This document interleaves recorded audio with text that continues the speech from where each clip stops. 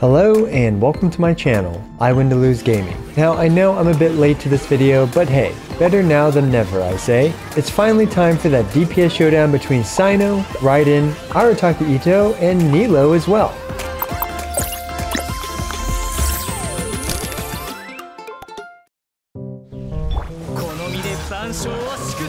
So I threw out a poll back on October 5th asking who Constellation 6 Refinement 5 Cyno should face in a DPS showdown, and you guys overwhelmingly voted for Raiden, followed up by Arataki Itto. I planned to release that video a few days after, but unfortunately life hit me with a bag of bricks. My son got sick again from his daycare, which got me sick, and my day job got crazy busy, and then Nilo came out. And now that Nilo is out, let's throw her in here too. But really quick, it's time to pay some bills, and today's sponsor is Dave the Diver.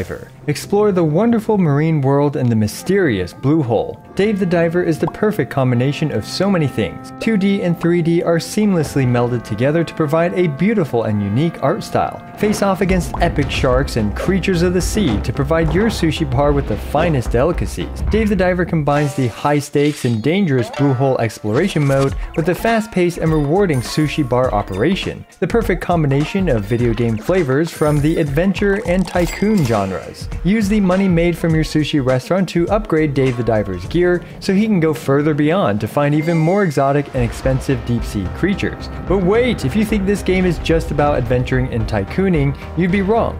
You'll follow Dave and friends' journey full of humor, trials, and tribulations as you help Dr. Bacon uncover the mysteries of the blue hole. So what are you waiting for? Dave the Diver will be available for early access at the end of October and will provide a whopping 10 to 12 hours of gameplay. Just smash that link down below to start your deep sea exploration soon. Huge thanks to Dave the Diver for sponsoring today's video.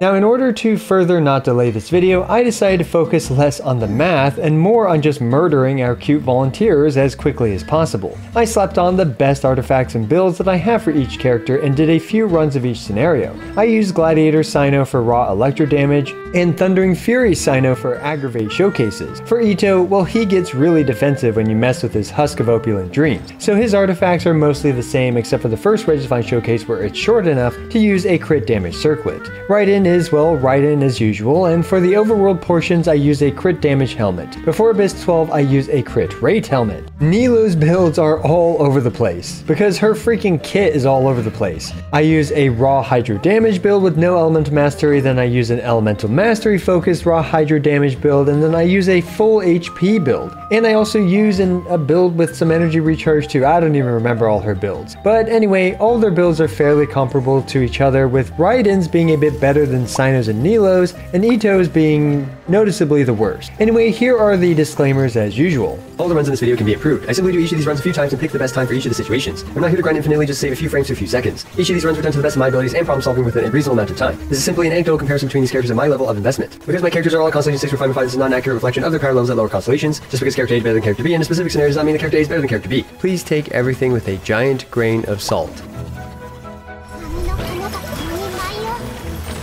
Let's kick off this belated video with a simple raw damage appetizer against our favorite plant friend, the Cryo Regifine. We're going to do 2 at a time because 4 at a time is way too cluttered, and we're going to start with Itto and Raiden.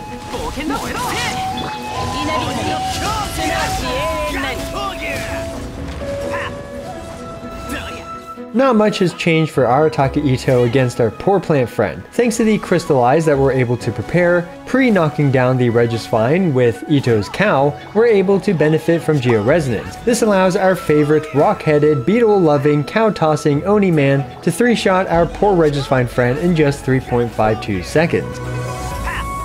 Ah yes, Raiden, with a quick swipe right, our highly popular Raiden Shogun rejected our poor lonely and single Regifine in just 1.77 seconds.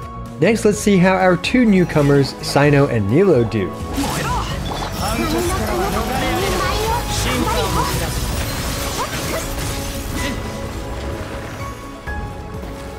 If you are surprised by Cyno's seemingly poor performance here, well, don't be. Cyno is a character that has a lot of elemental mastery in his kit, and obviously in a raw electro damage showcase, his elemental mastery isn't fully utilized. And similarly to how I prepped Raiden's Resolve and Itto's Crystallize, I prepped 3 stacks for Cyno's Staff of Scarlet Sands by using his E prior to the fight. It took his solo electro damage, against the most innocent of critters, the Cryoregisvine, an aggravatingly long 5.52 seconds. Nilou's dance might be a bit surprising, but with her burst and just a couple of dance moves, she was able to effortlessly dispose of our appetizer, the way too cold Cryoregisvine, in a very competitive 3.68 seconds. Anyway, let's move on to a tastier portion of our video. After our way too cold salad, it's time to savor the main course, which is our robot chicken friend. I start timing when each character begins their burst animations, starting with the two older DPS characters.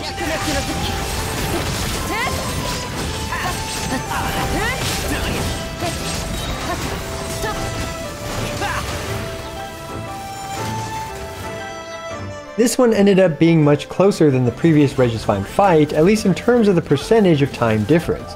For raw geo damage, Itto just kept chopping up our poor robot chicken friend and finished preparing it in just 10.15 seconds. Now it's worth noting that since I usually use Zhongli in these types of showcases, that Zhongli's geo resonance helps Itto far more than the other contestants. Oh well, I decided not to change this as it's how I've been doing these DPS showdowns for ages.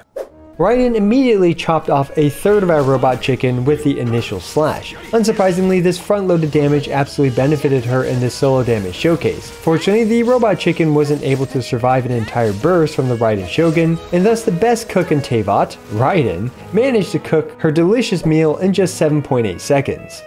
Up next are the 3.1 residents, Cyno and Nilou. I start timing when each character begins their burst animations,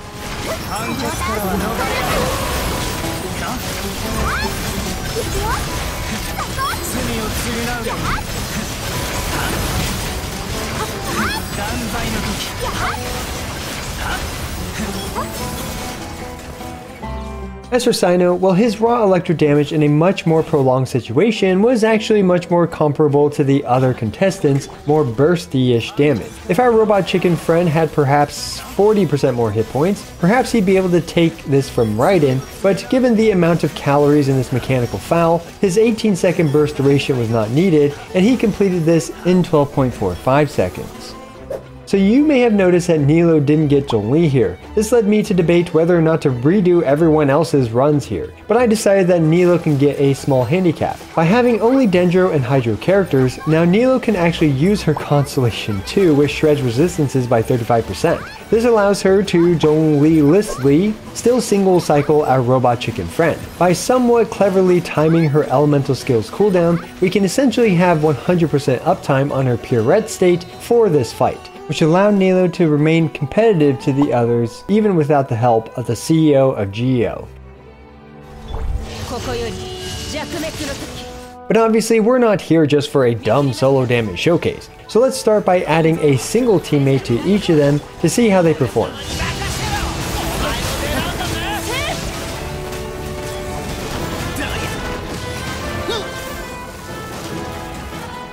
Well, as good as Goro is for buffing Arataki Itto, Goro doesn't quite multiply Itto's damage as much as, for example, some of the other contestants. Itto plus Goro managed to complete this in 7.48 seconds, which is 26% faster than his solo time. As for Raiden, we all know she is great with her right-handed Tengu, Sara. Sara's massive buffs allowed Raiden to open up with a 427,819 damage slash, which allowed her to then quickly finish off the remaining bit of health in just 4.17 seconds. With the help of Sara, Raiden managed to save 46.6% from her solo damage time. Up next, as usual by now, are Cyno and Nilou.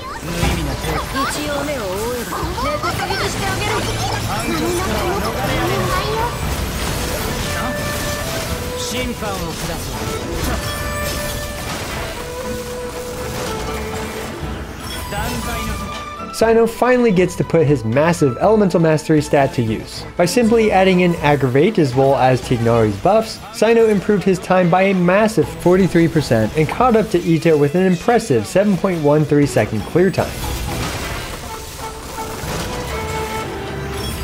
And man, this is what I meant earlier when I said Nilou's kits and builds are all over the place. Nilou can be played with either Bloom or Vape. Since the restriction here was to use a single teammate, anyone that can enable a double Vape is going to skyrocket Nilou's damage here. With a simple Cleese E, Nilou's double Vape snagged the victory from the jaws of everyone else in just 3.93 seconds. Nilou's time improved by a massive 70.5% here. Genshin Impact though is of course a 4-character game, not just a silly 2-character showcase game, and we actually do have a reasonable situation to pit full teams against each other. We have the ultimate giant mechanical Dorito in 12-3-2.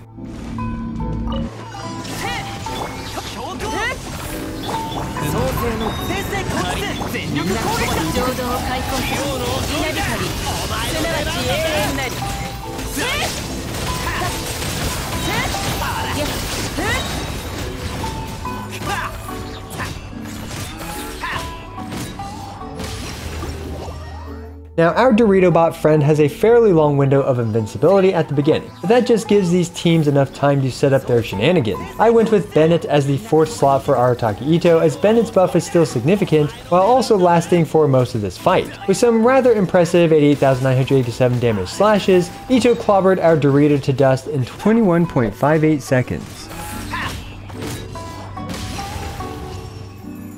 There's honestly not too much to say about Raiden's run here. She opened up the fight with a usual giant swipe right that did 762,374 damage in this situation. Then she just slashy and electrocuted our geometry test of a boss in just 15.7 seconds.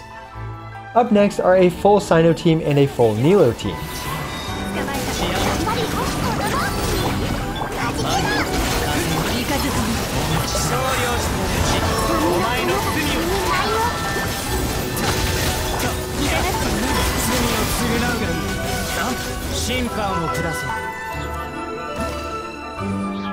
Cyno's run was actually quite competitive with the Raiden Shoguns here, and honestly with some tighter timings another second could have been saved here. Unfortunately, getting this team to 12-3-2 is a massive pain. There's no healer on this team and everyone needs their bursts to be full. Taking a single hit from the Kazumenki in 12-2-2 will ruin everything, so I just settled with this slightly less perfect run. Alright, this particular Nilou run might be the most controversial part of this video, and that's also why I've italicized it. That's because Nilou isn't capable of one-shotting this boss, although she did do a very impressive 2/3 of the boss's health, so I used Yelan to quickly wipe out the remaining 650,000-ish hit points off our Dorito boss friend. I'll leave it up to you guys to decide if Nilou deserves this clear time or not. Anyway, it's time to factor in energy management as well, which is the full top half of Abyss 12 section.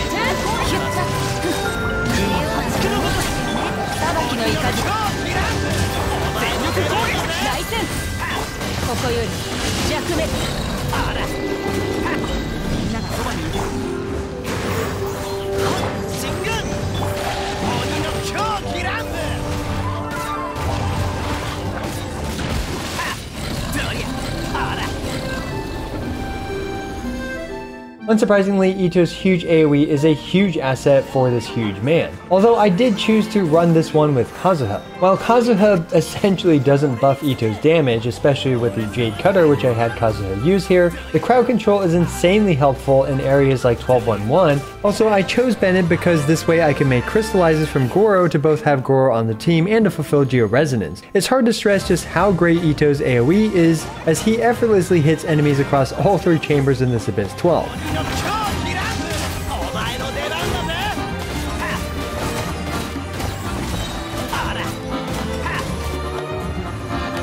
And while Itto lacks explosive upfront nuke damage, he's one of the few characters that can hit everything without a bunch of knockback, spreading out all the baby lizards or the enemies in 12-1-1.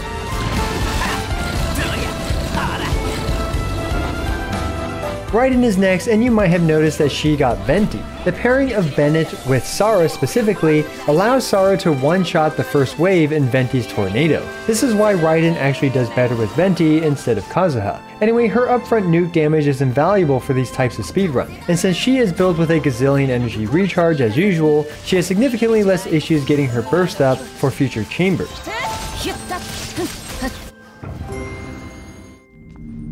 Raiden was also able to fully leverage her big nuke damage in 12-3-1 and easily one-shotted it, netting her an impressive 28.5 second clear time. Up next are the new kids on the block, Cyno and Nilo.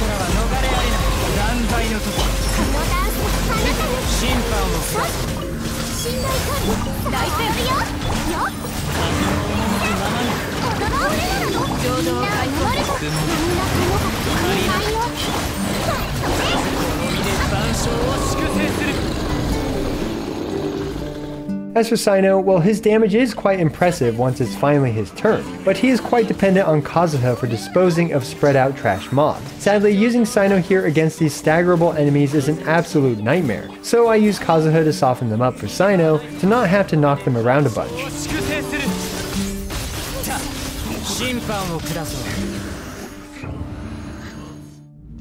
Again, Kazuha's massive AoE is able to hit all these robots, which then allowed Cyno to perform cleanup duty against the half-dead robots.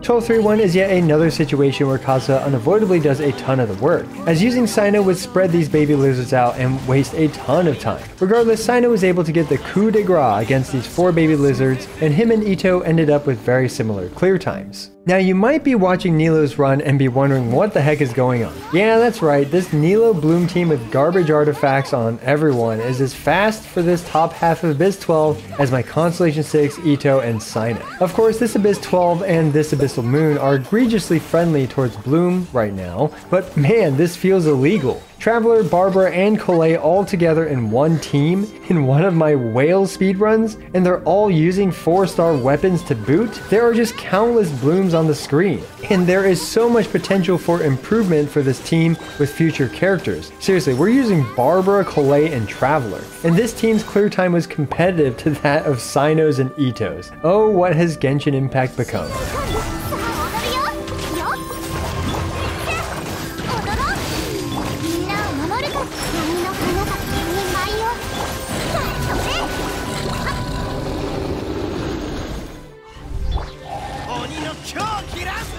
So there you go, a DPS showdown featuring Constellation 6, Refinement 5, Cyno, and Nilo. As of today, with our extremely copium selection of Dendro characters, literally making Collei one of the best supports for Cyno, it's unsurprising to see Cyno lag a bit behind the Raiden Shogun. In the future, with better Dendro supports, I can definitely see Cyno being very competitive for single chambers, like against a durable single target like the Dorito bot. If Raiden cannot one-shot her target, Cyno's actual slashy slash DPS and longer burst window should be able to overtake the Shoguns at a certain point. Unfortunately, we just don't have any scenario like that right now, or honestly ever. As for Nilo, her kit is all over the place. She can be played in a Bloom Doom team, or she can be played in a Vape team, and that's what's actually incredible about her. She has room to grow on both sides. Obviously, Nilo has the same no good Dendro support problem as Cyno has. Overall, both Nilo and Cyno have a lot of room to grow, and we'll have to wait to see how they develop in the future. As for Itto, well, it's interesting to see that he's still quite competitive to newer 5-star DPS characters like Cyno and Nilo as well. Raiden is of course still Raiden, and it's still likely she's going to remain as one of the best characters, especially if she's able to one-cycle whatever she's fighting. And of course, her massive energy recharge stat makes continuous runs extremely smooth since she's able to battery herself and her entire team. Let me know if any of these results surprised you. As always, I appreciate every single one of you. This is I Win to Lose, signing out.